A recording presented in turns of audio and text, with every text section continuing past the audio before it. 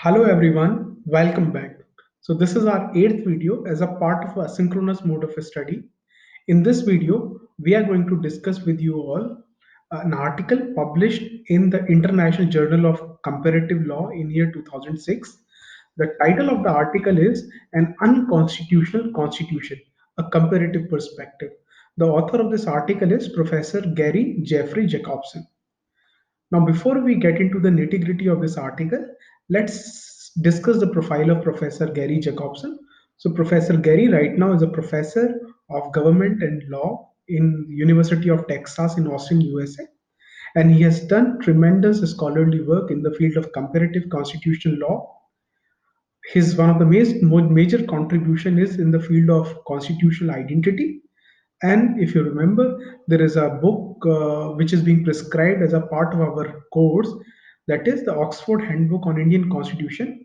In that handbook, there is a one chapter on constitutional identity in India, is being contributed by Professor Gary Jacobson. So you may refer to that article. The book is available in PDF form on your Microsoft Teams platform. Okay, so you may further read about Professor Gary on this provided link. Okay, now let's discuss the article. So in this article, what Professor Jacobson is trying to reflect upon is the power of the legislature as far as constitutional amendment is concerned. So he is concerned whether a constitutional amendment can be unconstitutional, and if yes, what all learning we can have from other countries. So for this given study, he has opted two countries, namely India and Ireland. Now, why he has opted two countries, Ireland and India? Now, he has opted Ireland because in the last 100 plus years journey of Irish constitutional democracy, there are a number of instances which has demonstrated that Ireland has rejected the implied limitations on the legislature.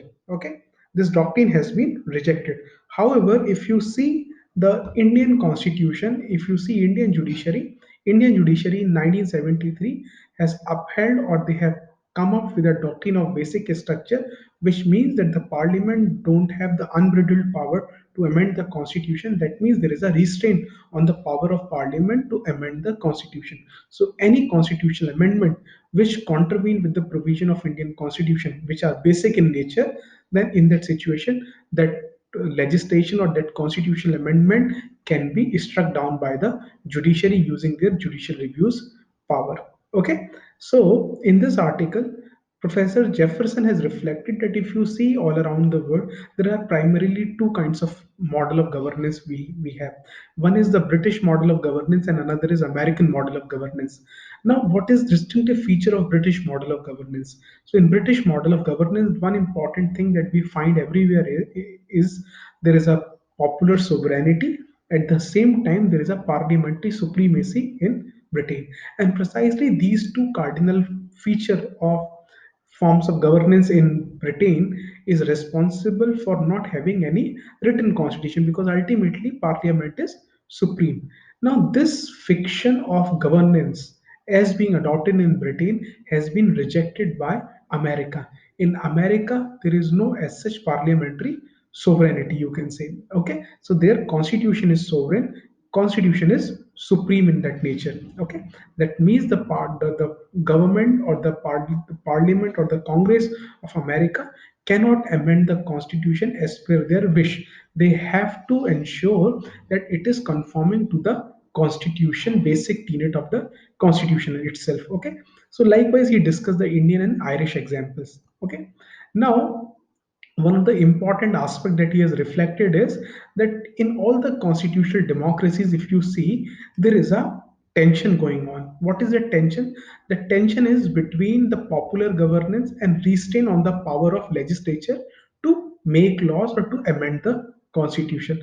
Now, how this tension can be harmonized? So one mechanism to harmonize this tension is to adduce the sovereignty argument. So what is that sovereignty argument? Sovereignty argument is that it supposes that in the limitation imposed on the expression of popular will, there exists a more profound manifestation of democratic legitimacy, that is constituent power. Okay. Now, Now let's come to the Ireland. Okay. Now, so in Ireland, guys, the author has reflected that there was a legislation. Okay, and this legislation was brought by the Parliament of Ireland in order to constitute a tribunal and to confer certain power on a tribunal. Now, what this tribunal was supposed to do? So, this tribunal was given a power to exercise certain judicial functions and do summary trial of those who were in detention in Arbury Hill military detention barrack. Okay, so basically a summary trial process was adopted as a part of the tribunal process of dispensing justice. Now, one of the important fact is that in this tribunal, mainly all the person were political appointee. There were no judicial officers, but yet they were still performing certain judicial functions.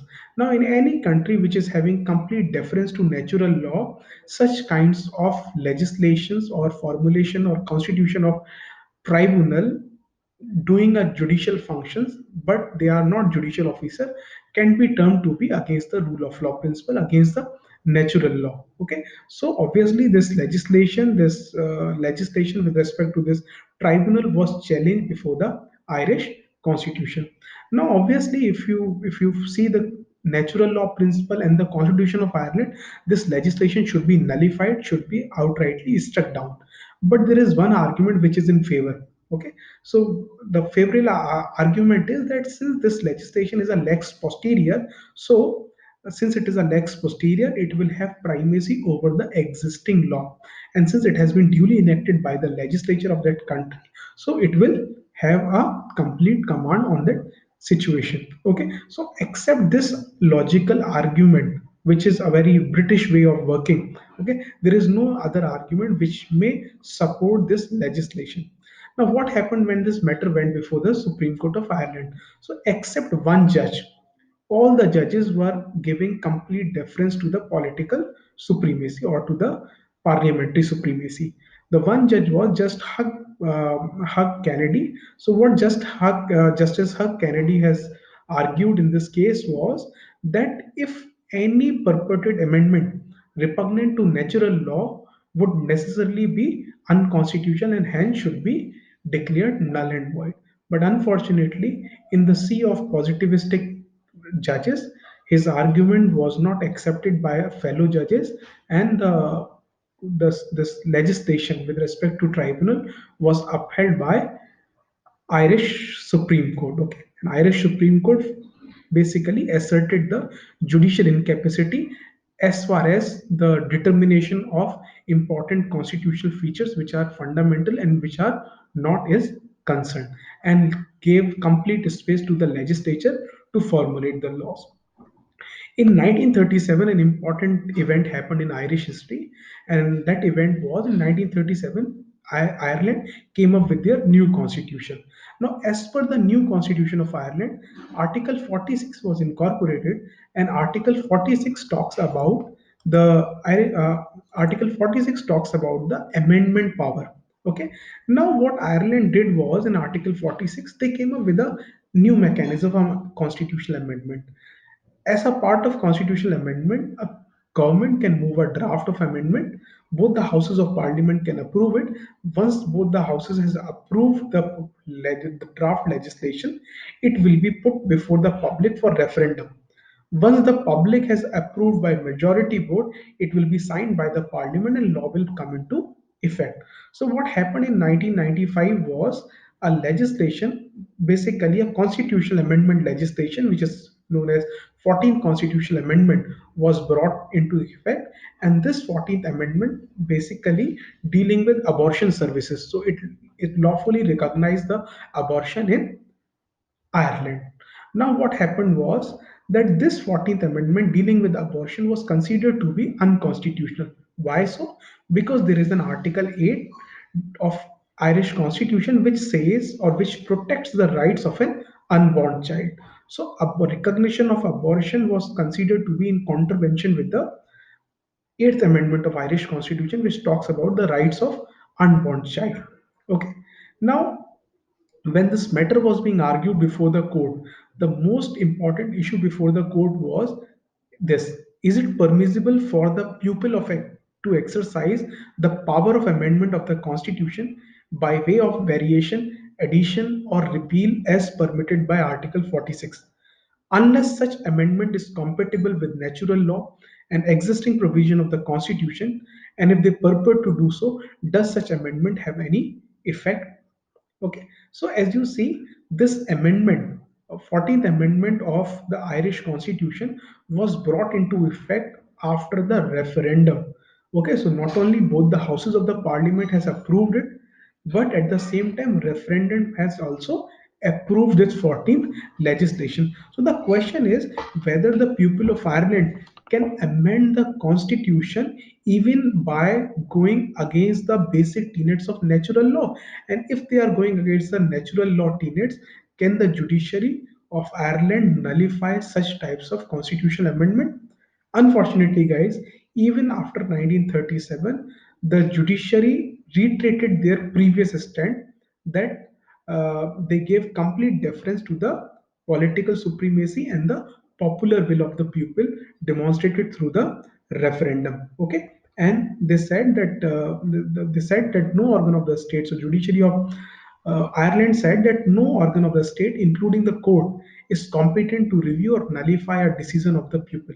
So, in a sense, all the judges of the Irish Supreme Court proclaimed their complete devotion to the people of Ireland or to the demos. Okay, so this is what we see in Ireland, that every for the last 100 years the categorical stand of Irish Supreme Court as far as implied restrictions on the legislative power of supreme the power of legislature is concerned, that they have rejected this doctrine and they have given complete freedom for popular will and popular sovereignty and parliamentary supremacy as far as amendment of the constitution is concerned.